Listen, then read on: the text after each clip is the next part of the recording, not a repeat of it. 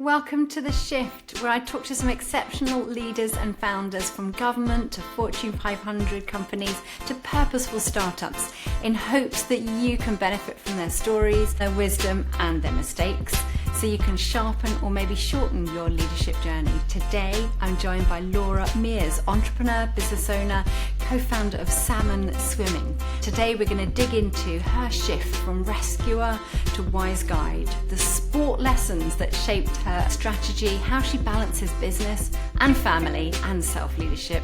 It's quite an honest, raw episode filled with wisdom. Enjoy. So delighted to have you, Laura, on the podcast today. Laura, tell us a bit about one of your key leadership shift moments. Yeah, so I was thinking here about the drama triangle, which is a brilliant tool from Stephen Kaupman, because a relationship really broke down in my life and I was looking for answers. Why has this happened? And there was a sort of familiarity to it as well. I thought, this has happened before. So I started to do some work, and I really think that is such a value in doing some therapy-based work. So with a therapist, I was working through my tendencies in relationships. And one of them that we uncovered was this tendency to be a rescuer. And the drama triangle is fantastic. It takes you around three corners: rescuer, the victim, and the perpetrator. And all three are bad. And once you're in the drama triangle, you can move to any of those corners at all. And most people have an entry point. Mine was going in as a rescuer. I'm a doer. I'm practical. I get my hands dirty. I like to think that I can help people. So the rescuer is somebody who really, in giant speak, it's a brilliant tool called Support Challenge Matrix. They bring lots of support and they don't bring that person any challenge, someone that they might decree is worthy of their protection. And I was doing that, and I'd done that a few times. We went back into my past and, for various reasons, I'd done that for a family member from a very, very young age. I'd felt responsible for someone else. And so I continued that into adulthood. The drama triangle encourages you to go on a journey to move from the rescuer to the wise guide, which is so great. And I think that Giant's tool gives you a map to do that. And it's actually just saying, calibrate challenge. What are your boundaries? What are your expectations? Where do you need to just put in a little bit more support for yourself? Because if you're supporting someone else at your own expense, then you're dominating yourself. You're bringing yourself too much challenge. So that's been a super, super helpful shift for me. To move from being that person that thinks I've got all the answers for that person and gets exhausted, and it never bears good fruit in the relationship either. Two of those three relationships where I've done that don't exist anymore, and one of them has come through some really turbulent times. So hopefully, if I remain aware and I need to keep being intentional in that space, I won't repeat that. That's really honest, and I'm really grateful for that. When we have a tendency, it tends to stay with us, and we always have to dial up intentionality. So I just wonder what things you've put in place to make sure that in relationships, like you work a lot with founders, CEOs, leaders at the highest level. What are you putting in place to make sure that that rescuer tendency has its safety catch on? Any that is a brilliant question. Brilliant question. I think what we need is to regularly be aware of those tendencies. So just being regularly aware of the support challenge matrix, having it always at the forefront of my mind, going over it on a regular basis, and then accountability as well. So my husband, James, is very, very aware of this tendency in me. And if he sees me, perhaps trying to do too much for somebody or not putting in enough boundary, then he will call me on it. And I think just being comfortable learning to be aware of that moment where I think, oh, that person wants me to do this for them, or they're asking for this, or there's a need. Allowing myself to be okay with that discomfort of just not stepping in and recognizing that I'm not the savior, not the rescuer, and actually me doing that just actually leads to less liberation for that person overall. I think that's about right. One of the tendencies I'm aware of in pioneers is because they are so capable and so competent. Often the question is, well, I could help them. I can help them. I'm more than capable of helping them. Then why not? But I guess the real question not is could I, but should I? Excellent. Am I the only person? And one of my mentors, I don't know if you believe that you can have mentors who you've never met before. I have plenty. But one of my mentors is Pete Scazzero out of Queens, New York. And he talks about over-functioning for others, doing for them that which they could and should do for themselves. And so that's definitely a tendency that I can recognise, maybe that relates to what you're talking about. For sure. And I think it comes from hubris as well. It really is pride. It's, yes, pioneers have some capabilities, but actually we don't have all the answers, and we can often get in people's way. And just make them dependent on us, and then they're not growing, they're not being empowered to do the work for themselves. It's hard when someone doesn't take the steps that they need to take for their own liberation, and they may then choose to move on to someone else and position themselves for someone else to become a rescuer. And then you have to say to yourself, well, it's good that I didn't do that for them. It's good that I kept myself for the sake of my family and others and other roles I have, kept myself back from doing that. I think there's probably a lot of lessons in there for parenting as well, isn't there? We've both got teenage boys, and it's very tempting to do for them that which they could and should do for themselves. Definitely. And I think that there's that sense of, in motherhood, making sure you leave enough space for them to fail. And that's incredibly difficult, especially when we're surrounded in womanhood, aren't we, by nurturer first voices. 60% of women are nurturer first voices, who will want to support their children at all costs. And so it can be very tempting to think that's the right, kindest, most motherly thing to do, is to support, or to uber support. And pioneers can do that very strong, demanding way. So it's learning just again to step back and to let those challenges come. And sometimes I think to make difficult decisions for your children that involve them being in a more challenging situation than is necessary or expected. So from what your leadership moment was to who your leadership person was that helped you to shift the most in your life, who would you say that was? I'm sure there's many influences, but could you just give an example today? Yeah, brilliant. I mean, it was James, my husband. So 12 years ago, James was teaching, and he was thinking of leaving teaching, even though he's a brilliant teacher. And he went to see a leadership coach, Steve Cockram, the co-founder of Giant, of whom we're both aware. And James came away absolutely gobsmacked, absolutely just so liberated. He found it so helpful to recognise who he really was. He was trying to show up as someone else. He's a connector, which means he's very big picture. He likes to tell stories. He likes to give illustrations. He likes to bring collaboration, but he's in a world of guardians and nurturers in the teaching world. So lots of details, and that's good. That's really helpful. We need guardians and nurturers in teaching for sure. Right. But if you're not a guardian and nurturer first voice, and you're trying to act like that, you're never going to be able to bring your best work. So he came back from that time and decided he was going to stay in teaching. I'm really glad he did. But he was going to start showing up as himself, as a connector. Yeah. And his influence in the classroom and in the staff room has just gone up and up. He's been able to use his skills as not only a teacher, but as a mentor, as a coach as well, to bring liberation within his classroom, but also within the wider organisation as well. So I saw him become really intentional with himself, with his own voice, in liberating himself and allowing himself to be who he was. And then he just naturally wanted to liberate me as well.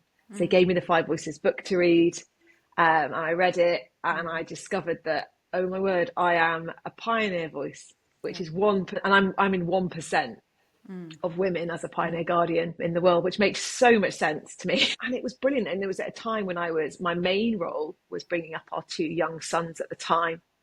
And I was just in that nurturing environment, and it became very clear that I needed to make sure I had opportunities to take ground, opportunities to influence some more big picture thinking, to get above the detail and the very slow pace of growth that happens when children are young, and to be able to be involved in some things that where I could crash around a bit and do a bit more damage and do a bit more change. And James was brilliant. I mean, he even organised my friends to do an appraisal for me. Because he recognised how much I needed to be celebrated and my sort of competence affirmed as a pioneer. So he's been an incredible, even now, this is 12 years later, consistently allowing me to be who I am. and therefore recognizing, what else do we need in our family, i.e. some nurturers, to help us to be able to just perform as well as we can, as healthily, and to show up as healthily as we can. Yeah. And that journey to discovering your leadership voice, as we call it, and I mean, I greatly admire your high-level strategic thinking. And we've had many conversations where that's been really helpful. What was it like discovering being a sort of thinker rather than a feeler, if you're into Myers-Briggs language? And although thinkers feel, feelers think, it's not clear-cut. If we understand ourselves in terms of our preferences for decision making, what was it like discovering that you're more a thinker style than a feeler, and what impact has that had on your ability to lead yourself and others? So good. I am a thinker, so I use rationality, and logic comes more naturally to me in making a decision. I think right or wrong, true or false, and it was obvious to me straight away when James gave me a Myers-Briggs deep dive years ago and he did his training, that's what I was naturally. And one of the ways I knew that was because when I write an email, I will write the facts, the important information first, cut to the chase. Yeah. And then before I send it, I'll go and put, hello, how are you? Hope everything's going well. Yeah. I put the softer feeler bits in there as well. But my natural instinct is, let's get the business done. And I think it's it's been hugely helpful, hugely important to recognize that I am a thinker. In the female world, I'm in the minority. There's 30% thinkers who are female. So being aware of that's hugely important. So I need to bring that. I need to be a healthy thinker who brings that objectivity to things, because we need those people, we need those voices. But I also need to make sure I'm calibrating the relational capital, the emotional intelligence alongside that. So it's a challenge. But I think that both sides have a challenge on their hands, don't they? You do it exceptionally well. Genuinely one of the most mature female thinker pioneers I know. What would you say to a small business owner or an entrepreneur who is at the decision crossroads between building team and having people around them and outsourcing, yet they don't yet feel like they've got the economic engine to be able to do that yet? What's your advice? Start with 4 hours a month, if that's what you've got. Start with 2 hours a week, if that's what you've got budget for. Yeah. But as soon as you start, because the world is designed exactly for that now, where there's so many brilliant executive admins that you can get hold of, or virtual administrators that you can get hold of. You have a relationship with them, but you can just say, can you just do this? Can you do that? Yes, of course, there's going to be a bit of friction at the start where you do the handover. Yeah. It'll take a little bit of time. But once you just get your foot in the door, and lots of them will give you 2 hours a week, get started. That is for the entrepreneur. Automate as much as you can as well. That's another way to outsource, is to use automation as much as you can. So just get started, get used to delegating. And I think some voices can find delegation really hard. And that's something to avoid, that tendency to want to control everything yourself. It's not a good habit. And if the sooner you start delegating something, you can build out from there. Sure. So let's turn our attention away from business to the sports world. You grew up around basketball. So what are some of the lessons that we can learn for leadership? Yeah, I did. So my father's one of the sort of pioneers of basketball in the UK, Mike Burton. He launched a basketball club, which is now called the Cheshire Phoenix. And he was always thinking about tactics. Yeah. He was always discussing strategy and tactics at the dinner table. Yeah. And I loved it. And so I have just grown up with the understanding that it doesn't matter who you're facing, it doesn't matter what problem is on the table.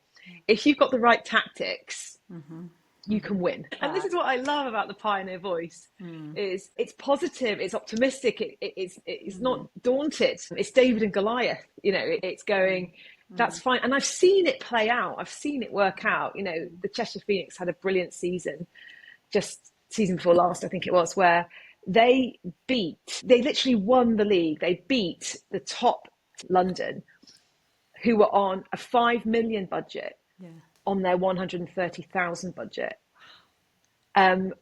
because of tactics. And that's been instilled in that club for such a long time. I saw that time and time again growing up. You know, Americans were coming over to play for UK basketball sides. And my dad had a principle at the time that he was going to go all English, and they won the league all English on, again, low budget. He kind of likes to have the odds stacked against him.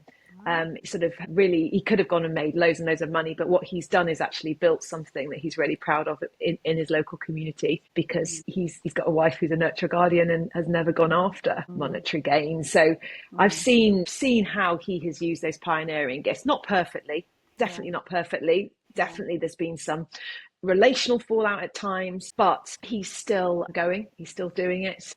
Yeah. And it's given me that real sense of you just need the right tactics. And I bring that into my work with clients every day. Right, let's lay it out. What have we got? What's going on in a way that's possible. Attitude is something that has stood you the test of time, hasn't it? Absolutely. All walks of life. You mentioned the David and Goliath story. I mean, it's absolutely unthinkable when you look on paper at David versus Goliath. But that strategy and the tactics, like you say, like I've defeated lions before, I can do anything. That's great. And I saw your level of energy when you were talking about basketball. How have you brought that sort of love of sports into your world now? Because obviously you've got a family, you're leading your own business, and you're always keeping up to date with trends and research and what's new. And you're involved in your community elsewhere. Like, how are you balancing it all and including some manner of movement and sport as well? Well, I played netball mainly for quite a long time. My other story on that I wanted to share, which I think is helpful, is I nearly got a netball blue, very, very nearly, 3 times. And that was a massive leadership lesson for me. I played university netball and I went into my second year playing first team. And all my life, I'd played a position wing defence. I played wing defence at school. We went to 3 lots of national finals, a really successful team. I played for my county. I played for the northwest of England. And I was playing wing defence all the way through as a defender. And what happened was they were so impressed with what I'd done in my first year that they put me at centre in the first team, centre for the start of the season. And it's all about varsity, leading into the varsity match. And I'm hubris again, my ego. I was like, oh yeah, I'm going to play centre, great. And I should have said, please keep me at wing defence, just keep me at wing defence. And the wing defence, actually, she would have done a much better job moving to centre, because I failed because I didn't know that position the way I knew the wing defence position. And I ended up going back down and captaining the seconds as for that team, which is such a shame because I didn't get my blue. But I've got something better. I've got that lesson of stay in your lane. If you're good at something, do that. Gordon Brown was a really good Chancellor of the Exchequer. He wasn't a great Prime Minister. And I think, if you're good at something, you've honed those skills, and it's not always a bad thing to say, do you know what, leave me here. This is where I can be most useful to this organisation or this team. So that's been very helpful. I played netball for a long, long time. I played until 2 years ago for a club. And then I actually thought, I'm going to step back and not play. So I do 5 fitness sessions at least a week. I do some weights, some stretching, and I do a run. It's a 20-25 minute run at pace, no earphones, nature, got beautiful playing field nearby. I run around there and I go out with with problems and I come back with solutions. It's a meditation time for me. It's a brilliant time. Personally, I need to exercise on my own, and I've learned that now. That's where I'm at. Yeah, that's really interesting. Going out with problems, coming back with solutions. Often I've had ink in my pockets from taking notebooks and pens, trying to scribble down while I walk the dog some of my ideas. I think it's just such a healthy time. But that temptation to have a podcast or make calls when walking the dog or running is huge. So I'm going to be taking that away, is to lose the AirPods and see what happens. So one of the things I was really, really interested in is when you talked about netball and that experience that happened to you and the lesson that was more valuable than the blue, was you talked in the same sentence about hubris, but also I heard a lot of humility in that same sentence. And it takes a lot of humility to appreciate the lesson more than the reward. I think there's a lot of leaders that could learn from that. Yeah, sure.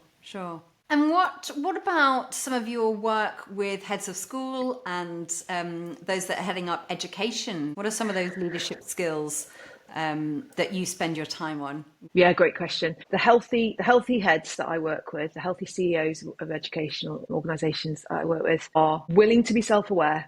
So they want to know who they are. They want to know what their personality type is, so that they know what they bring, therefore who they need to put around them. Yeah. And they will be strong enough to not create an echo chamber, but to put people with complementary traits around them, which means they're going to find challenge, means there's going to be stuff to work through, but it's so much more effective. So they look actively for their opposite types to work with, as long as that other person's healthy and self-aware as well. And then they also commit to that intentionality, which requires being accountable to someone, usually allowing yourself to have coaching, to have mentorship, for there to be those key people that speak into your life, who can do what you don't do, who can, either do the big picture if you're present focused, or the other way around. If you're the big picture future person, you've got those people looking at the detail, because otherwise you just end up with an organization, a school, an educational system that just leans one way or the other. And then they'll start to look for someone who has opposite characteristics as the successor, and then it goes the other way. And that's what's just the groove. That's what most schools and educational organizations do. Lots of businesses do as well. But if you can actually build something with those complementary giftings and talents and skills within the middle part, you don't need to keep flipping around. As we land the plane, Laura, a couple of quick fire questions. Mustn't pause, mustn't hesitate. Need to pick one of the two. They're designed to stump you. Question 1, silent disco or early morning run? Silent disco. I'll be there anytime. Education or politics? Politics. Okay, love discussing that with you. And online call, insert VC of your choice, or in-person coffee? In-person coffee. Yeah, I'm with you all the way. Okay, there you go. And if there was one meal you could eat for the rest of your life, and it could only be that meal every single day, what would it look like? Greek salad. I love salad, but it needs to be a meaty salad. It needs to have some, good sort of protein in it as well. Maybe chicken. Nice. The only sad thing is it only tastes good in the Mediterranean or anywhere outside of the UK. When you try and make your own Greek salad, having come back from a holiday, it really is nice. Laura, it's been such a pleasure to have you. I loved my conversation with Laura, especially the way that she was reframing failure for us, her tips for entrepreneurs, and the leadership gold that she pulled from lessons from basketball and netball. If you enjoyed this episode, why not share it with someone who might also benefit from some of the tips? Don't forget to subscribe or to follow so you don't miss future conversations I have with leaders, and just thank you so much for being here.